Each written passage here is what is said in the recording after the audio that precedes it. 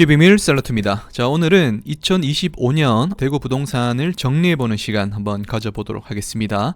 올 한해 2025년도도 다사다난했던 것 같고요. 자, 대구에서 있었던 주요 이슈 3가지 정도로 제가 정리를 해서 한번 말씀드려보고자 합니다. 자, 바로 한번 가볼게요. 첫 번째 이슈는 바로 대경선 운행입니다. 자, 대경선이 이렇게 생겼죠. 파란색으로 되어 있고 파란색이 이 대경선의 시그니처 색깔인 것 같죠. 두량으로 편성이 되어 있기 때문에 사이즈는 크지는 않습니다. 하지만 그 다니는 구간이 중요하다고 말씀을 계속 드리고 있죠.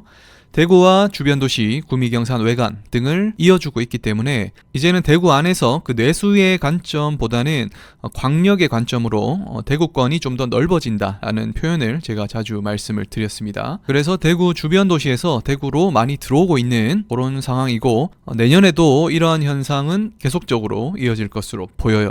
이 대경선은 구미와 경산 이렇게 종점으로 있고요. 그 사이에 대구에서 정차하는 구간은 서대구, 대구, 동대구 이렇게 되겠죠. 자, 추후에는 요 서대구와 대구역 사이에 원대역이 신설이 확정이 되어 있죠. 그 부분은 잠시 후에 지도를 보면서 한번 또 말씀을 드릴게요. 자, 아래쪽에 보시면은 상징색이 파란색으로 되어 있고 개통일이 12월 14일 24년도였습니다. 자, 12월 14일부터 운행이 됐으니까 이제 2025년 12월 1년이 조금 넘은 그런 상황이죠. 그래서 25년 기간 동안 1년 동안 이렇게 잘 운행됐다라고 보시면 되겠고, 대구 안에서 이 대경선이 정차하는 구간 정차역대를 제가 눈여겨보라고 계속 말씀을 드렸습니다. 대경선이 정차하는 구간 대표적으로 동대구역, 그리고 대구역, 그리고 서대구역이 되겠죠. 그리고 이 대구역과 서대구역 사이, 자, 이쯤 제가 태평로로 자주 말씀드리는 이 지역에 원대역이라는 가칭으로 신설 예정이 되어 있습니다. 확정이 된 사항이기 때문에 올 한해 그래서 태평로 쪽에 시세가 많이 올라왔죠. 구미나 경산분들, 외곽에서 대구로 들어오려고 하시는 분들 수요세가 많이 이어지고 있는 모습입니다. 지금도 상담이나 컨설팅 문의가 구미분들도 많이 들어오고 계시고요. 그리고 이 대경선을 활용할 수 있는 그런 동선에 계신 분들도 많이 문의를 주고 계신 상황입니다. 자, 우리가 개통 전에는 지금 동대구역이 아무래도 대구에서는 교통의 메카라고 불릴 만큼 가장 교통량, 유동인구가 많은 편이었죠. 그래서 대경선도 이 동대구역이 가장 활발하지 않을까 이런 예상을 했지만, 자, 이 자료를 한번 볼까요? 역별 승하차 통계입니다. 자, 실제로는 1위가 대구역이에요. 그리고 2위가 구미, 3위가 동대구입니다. 자, 대구역이 1위로 승하차량이 가장 많았다. 이 부분이 좀 눈여겨볼 대목이고요. 아무래도 시내와 동성로, 교동 쪽으로 들어가는 인구 생각을 해야 될 것 같고요. 그리고 대구역 주변으로 지금 이렇게 신축 아파트들이 계속 들어서고 있는 것, 이런 부분들도 요소들로 작용을 하고 있는 것 같습니다. 그래서 이렇게 유동 인구량이 가장 많은 대구역이기 때문에 앞으로도 대경선, 대구역의 역할 더욱더 중요해 보이고요. 이 대구역 주변이 조금 낙후되어 있던 이미지가 있었다 보니까 그래서 제가 예전부터 추천을 드리기도 했습니다. 좋은 곳에서 더 좋아지는 것도 좋지만 낙후되어 있는 곳에서 좋아지는 곳은 좀 더 기회가 많기 때문에 제가 말씀을 계속 드렸던 것이죠. 지금은 많은 변화가 일어나고 있어요. 신축 아파트들이 많이 들어서면서 이제는 많은 사람들이 관심을 가지고 계시는 것 같습니다. 자, 그리고 이 대경선 라인 중에 제가 말씀드린 이 태평로 같이 원대역으로 진행되고 있는 예정역이죠. 2029년에 완공이 될 것 같습니다. 그래서 이쪽에 대경선이 정차를 한다고 하면은 지금 현재 3호선 달성공원역, 그리고 대경선이 이쪽에 서게 되면 더블역세권으로 볼 수 있는 포인트가 있겠죠. 그리고 대경선의 특성상 대구 주변을 이어주는 철도다 보니까 대구 시외에서의 수요도 상당히 많은 지역입니다. 그리고 이쪽 지역도 기존에 좀 낙후되어 있었던 이미지가 있었다 보니까 어르신들보다는 젊은 사람들 위주로 들어오고 있는 것 같아요. 그래서 앞으로의 좀 더 발전 가능성, 그런 기회들을 보고 들어오시는 분들이 많은 지역이라는 게 특징이 되겠습니다. 자, 이번에는 실거래가가 나와 있는 호갱노노 기준으로 한번 보면은 요 대경선 라인 중에 동대구역 일대, 동대구역 화성파크 드림, 그리고 이안 센트럴 D 같은 경우에는 지금 7억대 실거래가 나오고 있죠. 그래서 대경선 라인의 동대구역 쪽의 대장금 라인은 이제는 7억 이상을 생각해야 되는 상황이고요. 대구역 쪽, 자, 이쪽은 그래도 아직 6억대 로 보시면 될 것 같습니다. 요 태평로 라인 대경선이 예정되어 있는 이쪽 라인도 도원 힐스테이트는 이제 7억대로 올라섰고요. 나머지는 6억대 내지는 5억대 중후반 이렇게 보시면 될 것 같아요. 만약에 여기까지도 금액이 좀 부담스럽다, 그런데 대경선은 이용하고 싶다라고 하시는 분들은 요 서대구역 요쪽 라인도 보시면 됩니다.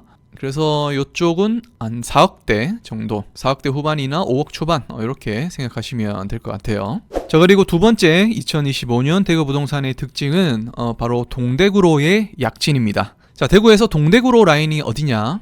이 대구 파티마 병원 아시죠? 자, 이쪽에서 동대구역을 지나서 쭉 내려오면 범어역, 그리고 아래쪽에 수성구민운동장역, 밑으로 좀 더 내려가긴 하지만 지금 영향권이 미치는 곳은 수성구민운동장역까지 정도로 보시면 괜찮을 것 같습니다. 물론 아래쪽에 동대구로로 좀 더 내려가는 것도 있고 SK나 트럼프월드 같이 지역을 대표할 만한 이런 아파트들도 있지만, 자, 이쪽 라인부터는 황금역 라인으로 좀 구분해서 볼 필요가 있을 것 같아요. 황금역 라인도 추후에 순환선으로 들어간다고 하면은 더블 역세권까지도 기대해 볼 수 있는 포인트가 있습니다. 자, 이 부분은 다른 영상에서 또 한번 말씀을 드릴 수 있도록 하고요. 자, 수성구민운동장역까지 제가 굳이 끄는 이유 다들 아시겠죠? 바로 4호선이 이 수성구민운동장역까지 도착을 하기 때문입니다.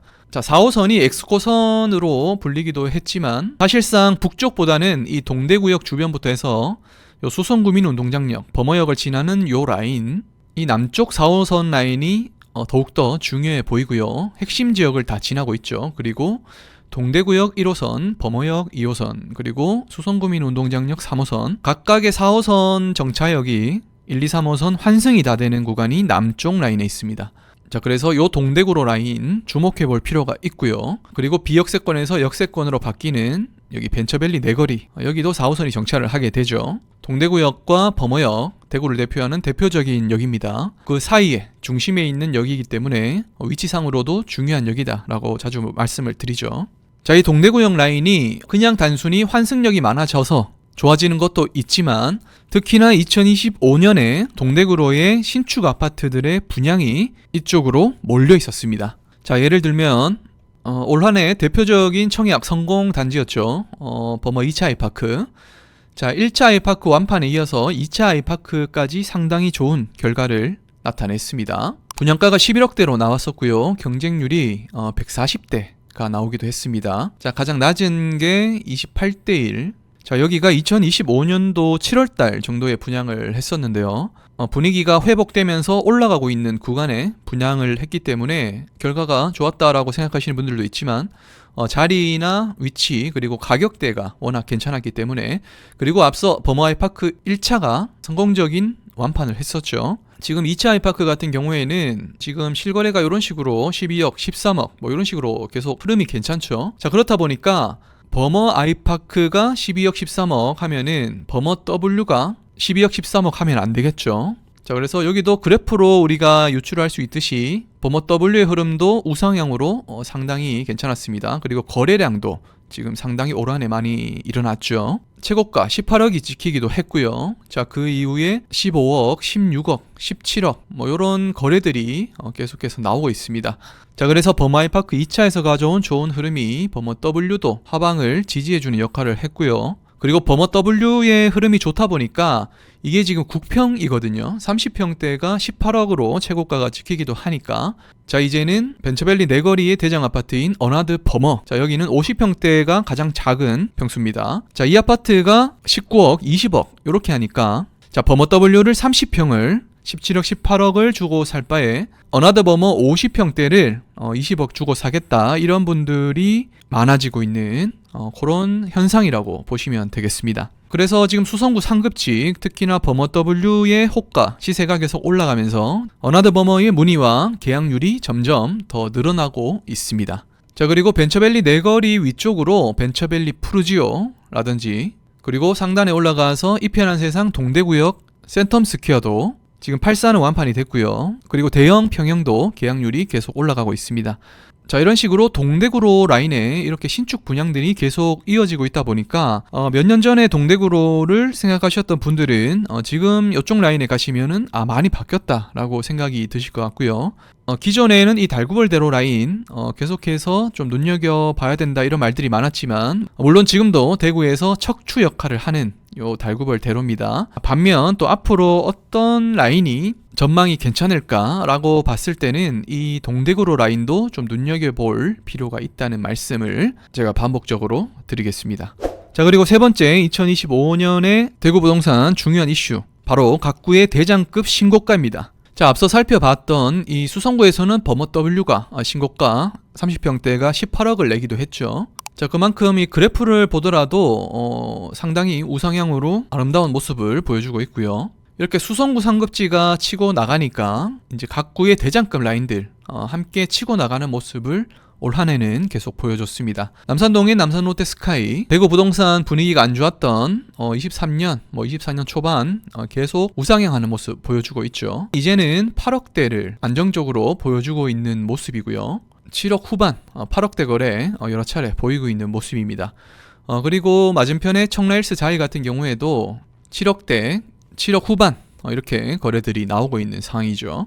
지금 현재 비수성구에서는 이 남산동, 남산롯데와 청라자이 대장급으로 보는 게 맞는 것 같고요. 그리고 위쪽으로 조금만 올라가면 태평로 라인이죠. 자, 이쪽에는 도원힐스, 여기도 2025년 들어서 급격하게 지금 올라가고 있는 모습입니다. 제가 첫 번째 이슈로 말씀드렸던 그 대경선 가치 원대역의 신설 발표도 영향이 있었는 것 같고요. 제가 5년 전부터 말씀드렸던 이 태평로 지역, 자, 이제 슬슬 빛을 발하고 있는 것 같아요. 그래서 제가 초반에 상담이나 매수 컨설팅 도와드렸던 분들은 지금 많이 웃고 계실 것 같습니다. 자, 태평로에서는 도원힐스가 이렇게 치고 나가고 있고요. 나머지 단지들이 이렇게 좀 따라가고 있는 형국이다라고 보시면 될 것 같습니다. 자, 그리고 죽전 쪽에 빌리브스카이, 여기도 마찬가지로 7억대 호가 안정적으로 내주고 있는 모습이고요.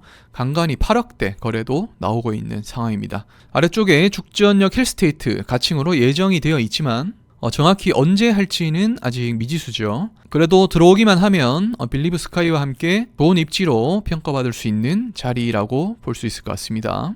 자, 그리고 수동구 라인. 자, 벤처밸리 내거리 좀 전에 말씀드렸죠. 요 벤처밸리 내거리에 동구지만 수성구 인프라 누릴 수 있는 요 수동구 라인이 요즘에 또 심상치가 않죠. 그 중에 대장급 단지로 볼 수 있는 더샵 디어엘로, 여기도 시세가 무섭습니다. 이제는 7억대 거래 안정적으로 좀 나오고 있는 모습이고요. 더샵 디어엘로가 이렇게 치고 나가주면 벤처밸리 푸르지오나 비스타 동원 이런 대시양 같은 단지들 또 같이 힘을 받을 수가 있겠죠. 또 더샵 디어엘로 같은 경우에는 어나더 버머가 입주를 하고 나서 어느 정도 안정이 되면은 또 그 영향도 함께 받을 수 있다라고 보시면 될 것 같습니다. 그리고 아래쪽에 버머 자이도 지금 분위기가 워낙 좋기 때문에 벤처밸리 내거리일 때는 계속 좀 괜찮게 보이고요. 그리고 버머자의 아래쪽에 아이위시죠. 여기도 재건축 예정인 단지입니다. 여기는 분양가가 또 어떻게 나올지에 따라서 이쪽 라인의 분위기는 지금 괜찮기 때문에 한번 지켜봐야 될 것 같아요. 그래서 2025년에는 일반 구축이나 애매한 단지들은 계속적으로 좀 힘을 못 받는 모습을 보여줬지만 방금 살펴본 이런 각구의 대장급 단지들 계속해서 신고가를 내고 있다는 그런 특징적인 부분을 말씀을 드렸습니다. 자, 이런 것들이 어떻게 보면 양극화라고 볼 수도 있는데요.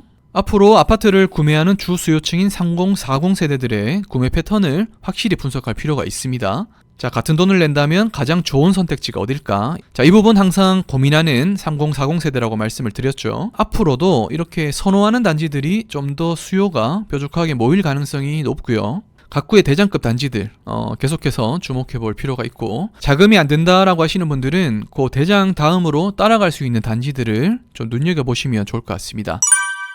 자, 이렇게 오늘은 2025년에 세 가지 이슈로 제가 정리를 해서 대구 부동산을 한번 싹 정리를 해드렸고요. 요 세 가지만 기억해 두셔도 2025년에 대구 부동산에는 이러한 이슈들로, 이러한 흐름들로 이어져 갔구나. 그러면 2026년은 어떻게 대비를 해야 되겠다, 어느 정도 감이 오시죠.